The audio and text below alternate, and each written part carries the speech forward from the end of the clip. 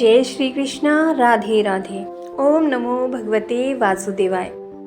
सत्यनारायण भगवान की जय। आप सभी को सत्यनारायण व्रत की बहुत बहुत शुभकामनाएं। हिंदू धर्मावलंबियों के बीच सबसे प्रतिष्ठित व्रत कथा के रूप में भगवान विष्णु के सत्य स्वरूप की सत्यनारायण व्रत कथा है। तो आप सभी से अनुरोध है कि इस दुर्लभ कथा को आप अवश्य ही पूर्ण सुनिए, क्योंकि इसको पूर्ण सुनने से ही आपको व्रत का पूरा लाभ प्राप्त होता है। यदि आधी अधूरी कथा सुनते हैं तो उसका पुण्य फल प्राप्त नहीं होता, पूरा फल प्राप्त नहीं होता। भगवान विष्णु के सत्य स्वरूप को ही सत्यनारायण कहते हैं। कुछ लोग मनोती पूरी होने पर, कुछ अन्य नियमित रूप से इस कथा का आयोजन करते हैं। श्री सत्यनारायण भगवान को प्रसन्न करने के लिए किए जाने वाले दिव्य व्रत को सत्यनारायण व्रत के नाम से जाना जाता है। सत्यनारायण व्रत की महिमा का अनेकों हिंदू धार्मिक कथाओं में वर्णन प्राप्त होता है। सत्यनारायण व्रत कथा के दो भाग हैं, व्रत पूजा और कथा। सत्यनारायण व्रत कथा स्कंद पुराण के रेवा खंड में से ली गई है। सत्य को नारायण विष्णु के रूप में पूजना ही सत्यनारायण की पूजा है। इसका दूसरा अर्थ यह है कि संसार में एकमात्र नारायण ही सत्य है, बाकी सब माया है। श्री सत्यनारायण व्रत पूजन करता पूर्णिमा या संक्रांति के दिन स्नान करके अथवा धुले हुए वस्त्र पहनकर माथे पर तिलक लगाएं और शुभ मुहूर्त में पूजन शुरू करें। इस हेतु शुभासन पर पूर्व या उत्तर दिशा की ओर मुंह करके सत्यनारायण भगवान का पूजन करें। इसके पश्चात सत्यनारायण व्रत कथा का वाचन करें अथवा सुने। तो आइए आरंभ करते हैं सत्यनारायण कथा को। श्री गणेश जी का नाम लेते हुए ओम श्री गणेशाय नमः। श्री सत्यनारायण भगवान की जय। श्री व्यास जी ने कहा, एक समय नैमिषारण्य तीर्थ में शौनक आदि सभी ऋषियों तथा मुनियों ने पुराण शास्त्र के वेता श्री सूत जी महाराज से पूछा, महामुने, किस व्रत अथवा तपस्या से मनोवांछित फल प्राप्त होता है? उसे हम सब सुनना चाहते हैं, आप कहें। श्री सूत जी बोले, इसी प्रकार देव ऋषि नारद जी के द्वारा भी पूछे जाने पर भगवान कमलापति ने उनसे जैसा कहा था उसे कह रहा हूँ। आप लोग सावधान होकर सुने। एक समय योगी नारद जी लोगों के कल्याण की कामना से विविध लोकों में भ्रमण करते हुए मृत्यु लोक में आए और यहाँ उन्होंने अपने कर्मफल के अनुसार नाना योनियों में उत्पन्न सभी प्राणियों को अनेक प्रकार के क्लेश दुख भोगते हुए देखा और किस उपाय से इनके दुखों का सुनिश्चित रूप से नाश हो सकता है, ऐसा मन में विचार करके वे विष्णु लोक गए। वहाँ चार भुजाओं वाले शंख, चक्र, गदा, पद्म तथा वनमाला से विभूषित शुक्लवर्ण भगवान श्री नारायण का दर्शन कर उन देवाधिदेव की वे स्तुति करने लगे। नारद जी बोले, हे वाणी और मन से परे स्वरूप वाले, अनंत शक्ति संपन्न, आदि मध्य और अंत से रहित, निर्गुण और सकल कल्याण में गुण गुणों से संपन्न, स्थावर जंगात्मक, निखिल सृष्टि प्रपंच के कारणभूत तथा भक्तों की पीड़ा नष्ट करने वाले परमात्मन, आपको नमस्कार है। स्तुति सुनने के अनंतर भगवान श्री विष्णु जी ने नारद जी से कहा, महाभाग, आप किस प्रयोजन से यहाँ आए हैं? आपके मन में क्या है, कहिए, वह सब कुछ मैं आपको बताऊंगा। नारद जी बोले, भगवन, मृत्युलोक में अपने पाप कर्मों के द्वारा विभिन्न योनियों में उत्पन्न सभी लोग बहुत प्रकार के क्लेशों से दुखी हो रहे हैं। हे नाथ, किस लघु उपाय से उनके कष्टों का निवारण हो सकेगा? यदि आपकी मेरे ऊपर कृपा हो तो वह सब मैं सुनना चाहता हूँ, उसे बताएं। श्री भगवान ने कहा, हे वत्स, संसार के ऊपर अनुग्रह करने की इच्छा से आपने बहुत अच्छी बात पूछी है।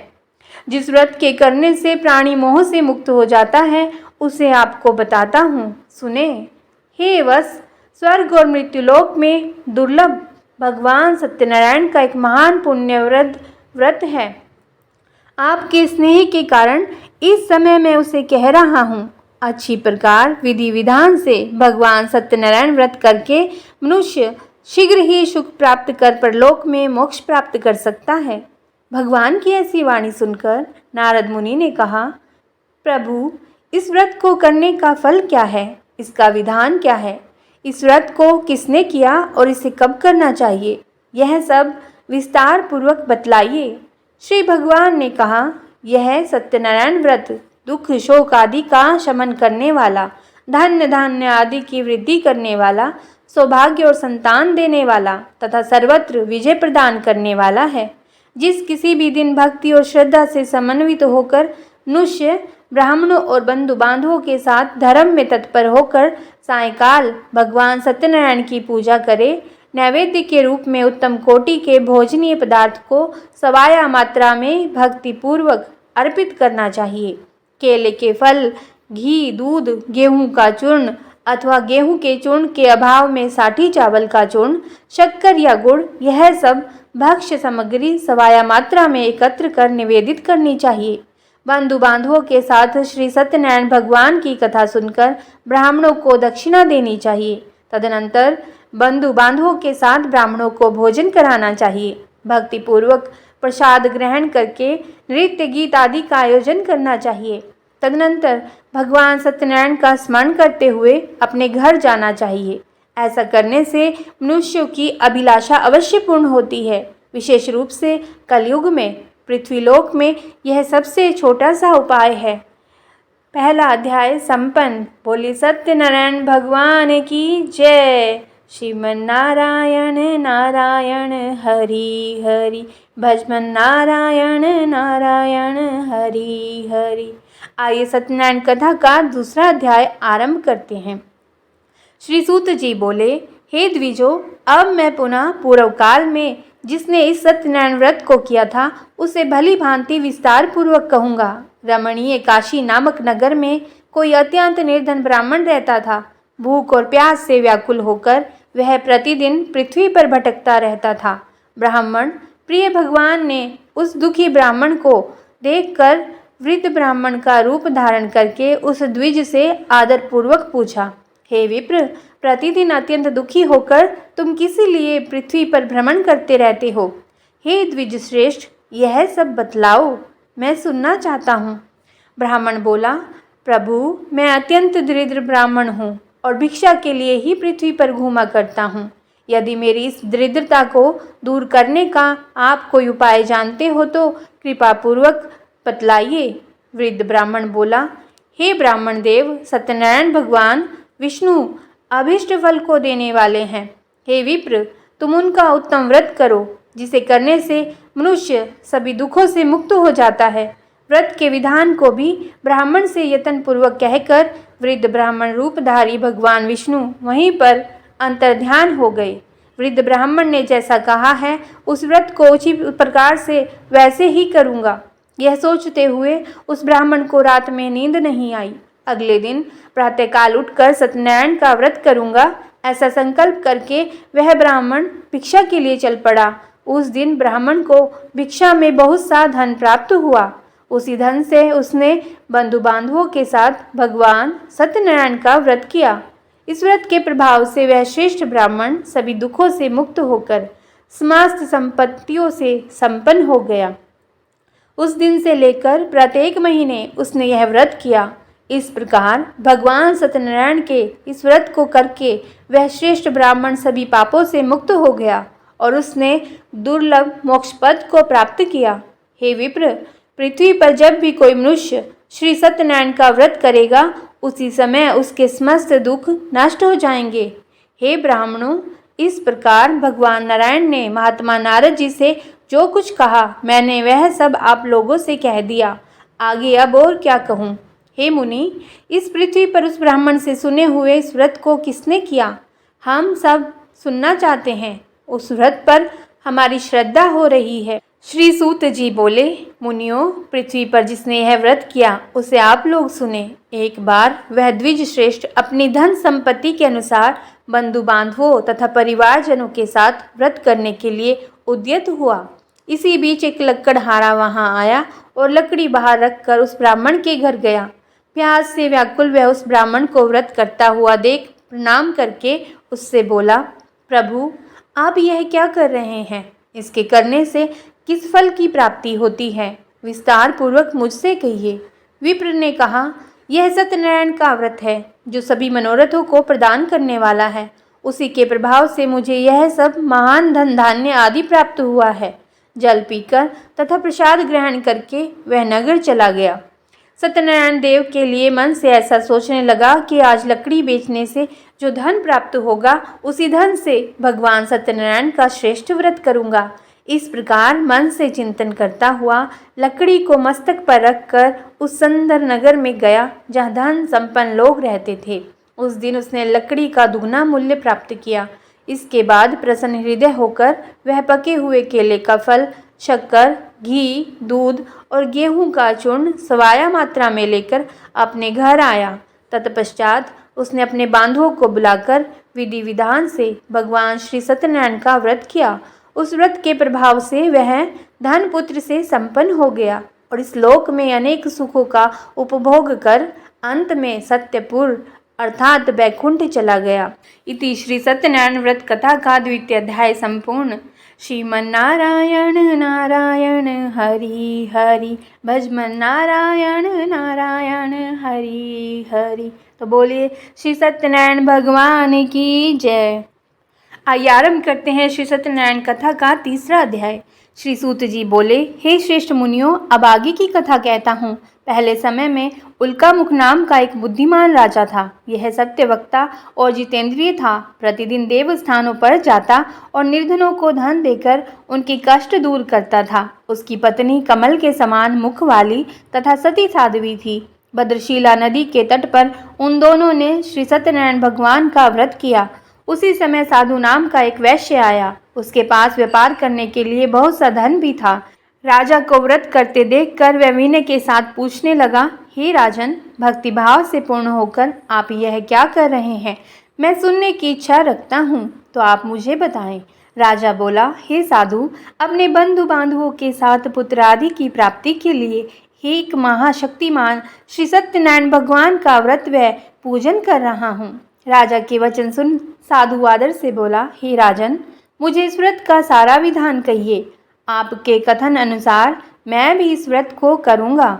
मेरी भी संतान नहीं है और इस व्रत को करने से निश्चित रूप से मुझे संतान की प्राप्ति होगी। राजा से व्रत का सारा विधान सुन व्यापार से निवृत्त हो वह अपने घर गया। साधु वैश्य ने अपनी पत्नी को संतान देने वाले इस व्रत का वर्णन कह सुनाया और कहा कि जब मेरी संतान होगी तब मैं इस व्रत को करूँगा। साधु ने इस तरह के वचन अपनी पत्नी लीलावती से कहे। एक दिन लीलावती पति के साथ आनंदित हो सांसारिक धर्म में प्रवृत्त होकर सत्यनारायण भगवान की कृपा से गर्भवती हो गई। 10वें महीने में उसके गर्भ से एक सुंदर कन्या ने जन्म लिया। दिनों दिन वह ऐसे बढ़ने लगी जैसे कि शुक्ल पक्ष का चंद्रमा बढ़ता है। माता पिता ने अपनी कन्या का नाम कलावती रखा। एक दिन लीलावती ने मीठे शब्दों में अपने पति को याद दिलाया कि आपने सत्यनारायण भगवान के जिस व्रत को करने का संकल्प किया था उसे करने का समय आ गया है। आप इस व्रत को करिए।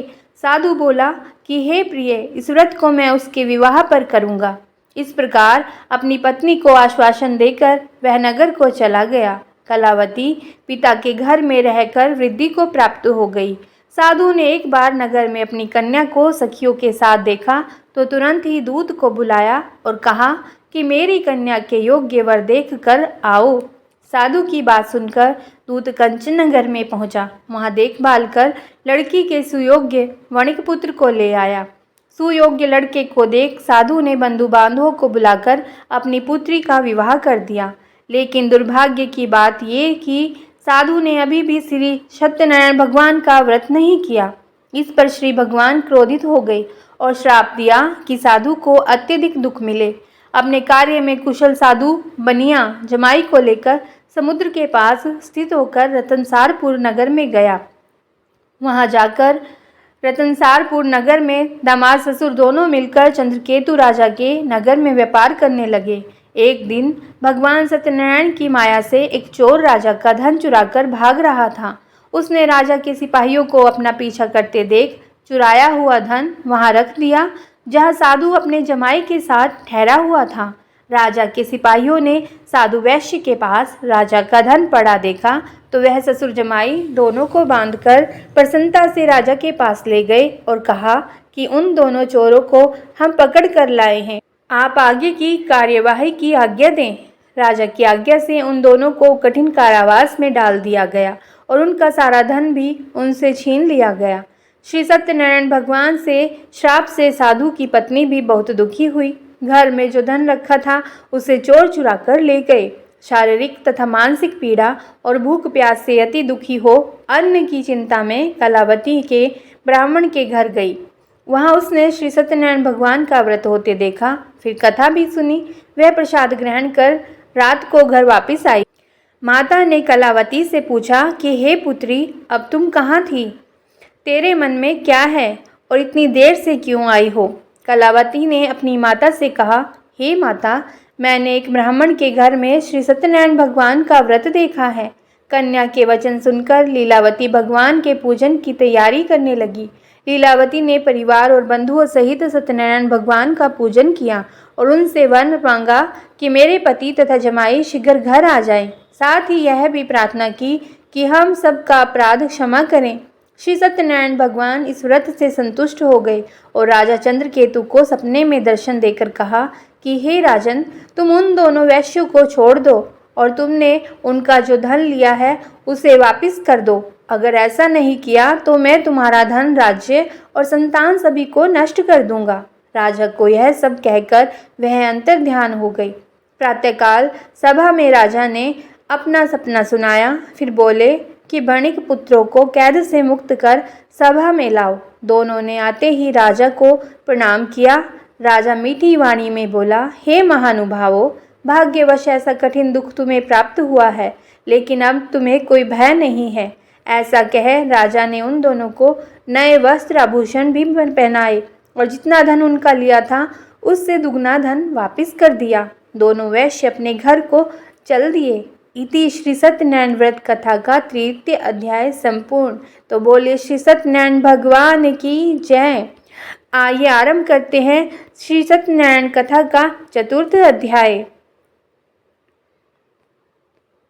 श्री सूत जी बोले, वैश्य ने मंगलाचर कर अपनी यात्रा आरंभ की और अपने नगर की ओर चल दिए। उनके थोड़ी दूर जाने पर एक दंडी वेशधारी श्री सत्यनारायण ने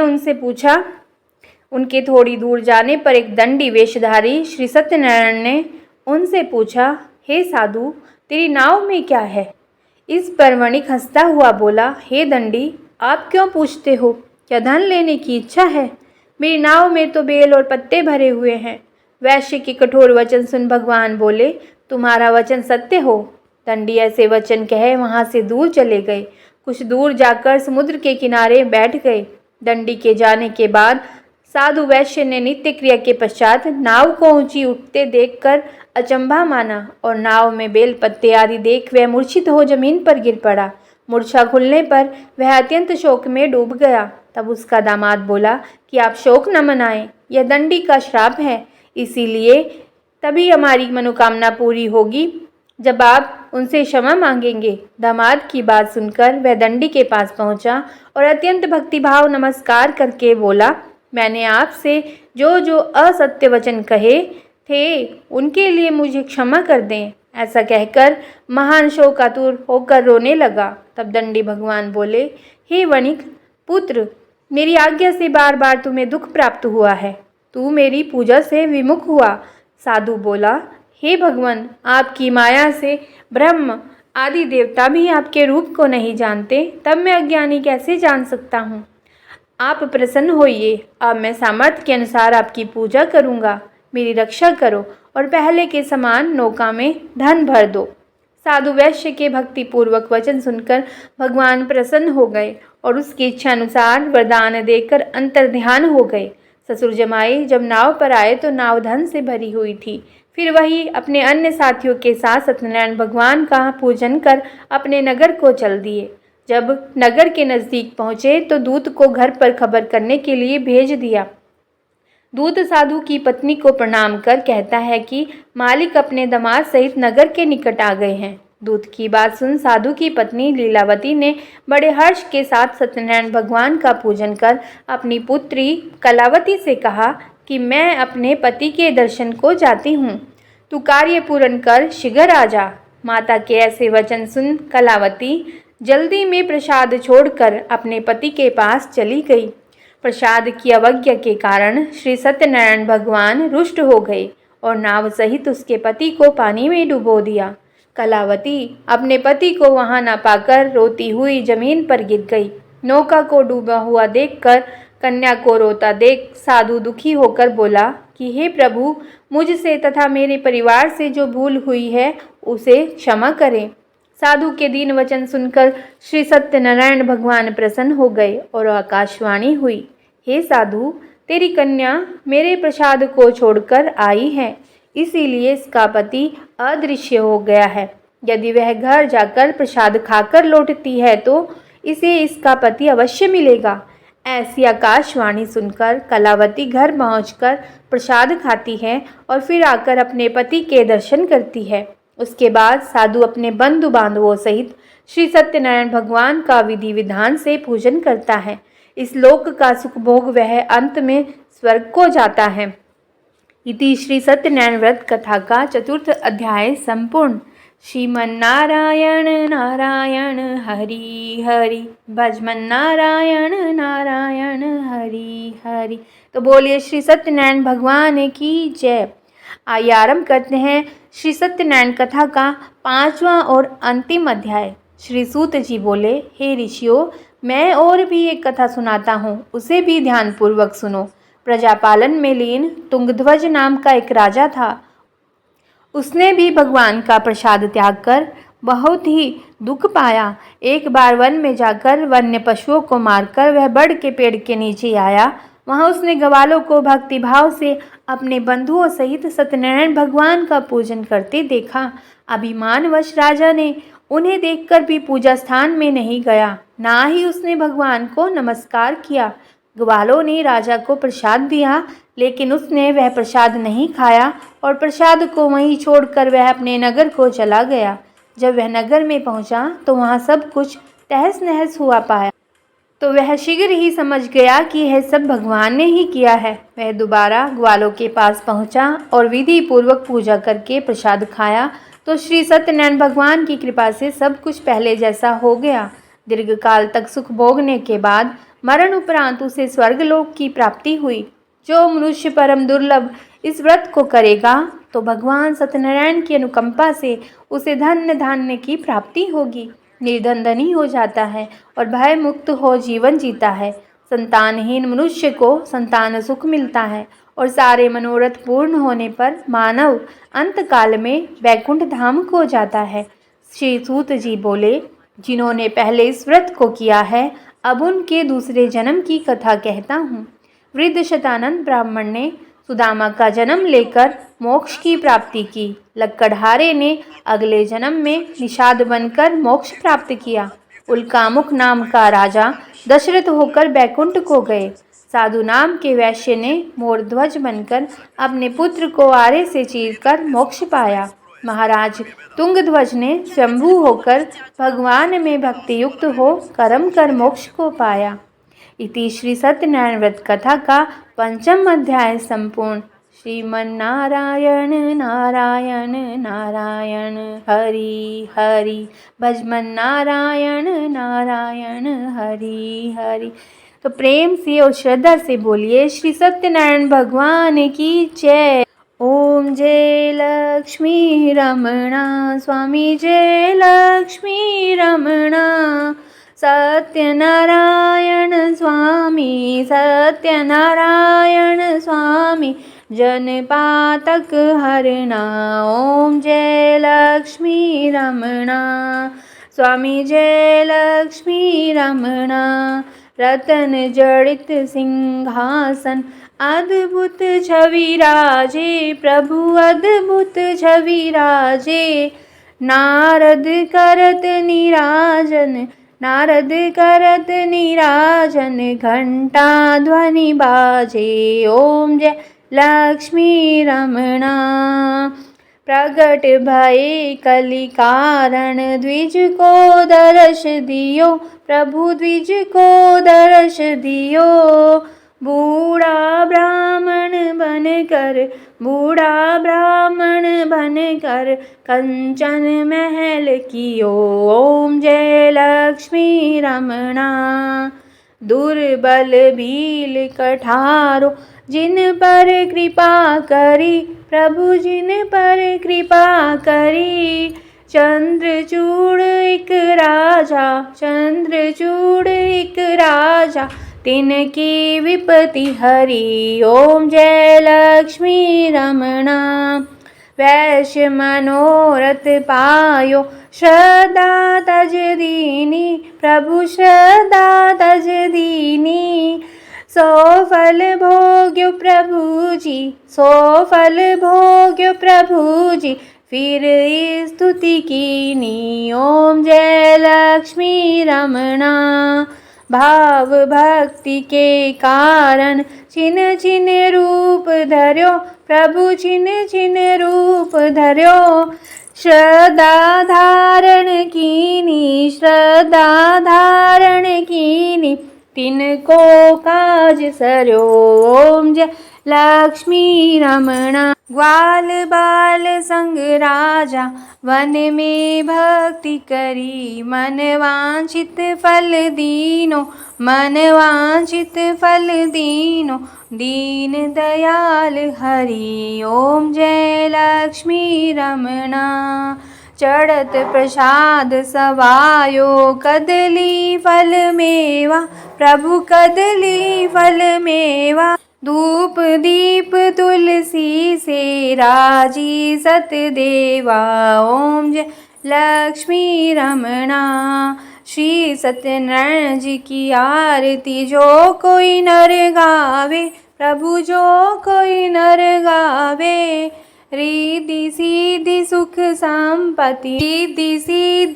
संपत्ति सहज रूप पावे, ओम जय लक्ष्मी रमणा। ओम जय लक्ष्मी रमणा, स्वामी जय लक्ष्मी रमणा। सत्यनारायण स्वामी जन पातक हरणा, ओम जय लक्ष्मी रमणा। बोले सत्यनारायण भगवान की जय।